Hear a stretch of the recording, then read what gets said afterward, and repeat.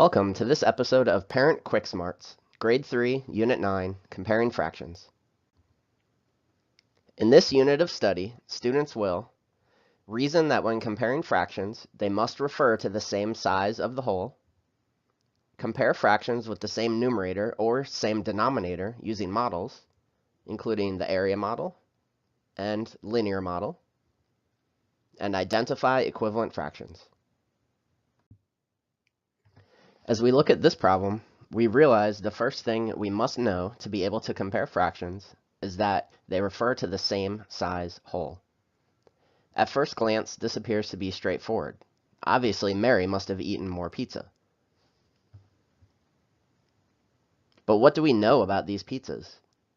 Maybe Mary ate 1/3 of a small pizza, and Vincent ate 1/4 of a very large pizza. 1/4 of a larger pizza is more than 1/3 of a smaller pizza.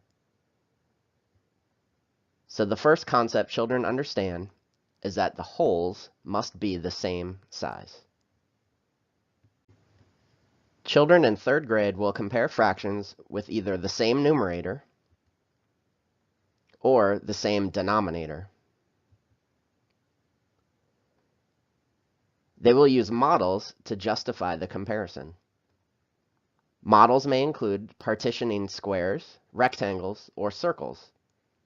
However, children may find that dividing circles equally can be difficult for certain denominators, such as thirds or fifths.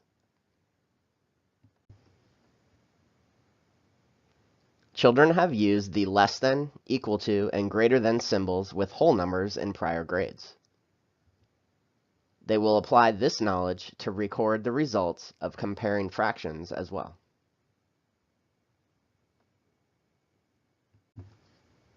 Children will come to realize when comparing fractions that some fractions, though written using different digits, are actually equal or equivalent.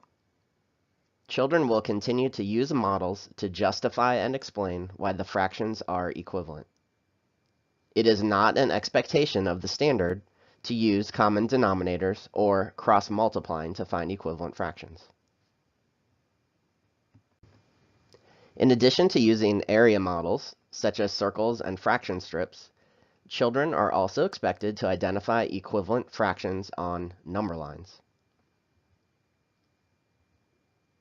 Children should also be able to identify when fractions are equivalent to a whole number. Any models can be used to identify fractions equal to whole numbers. But oftentimes, a linear model makes sense for children. For example, how many thirds would it take to make 2 wholes?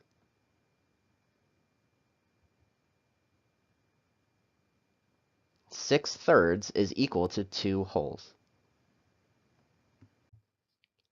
Here are some questions that could help deepen your child's conceptual understanding of fractions. Which fraction will be greater? How do you know, or how can you prove it? How many thirds would it take to make 4 wholes? How many sixths would it take to make a half? Fractions can be found in many situations in our lives.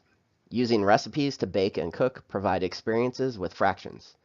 Measuring and working with tools and woodworking, or even traveling, considering the distance, the amount of time, or the gas needed to reach a destination. To continue to work together to support your child in mathematics, please be sure to keep in communication with your child's teacher. You may also utilize the resources available on thinkcentral.com and be sure to visit the district's math webpage. See you next episode.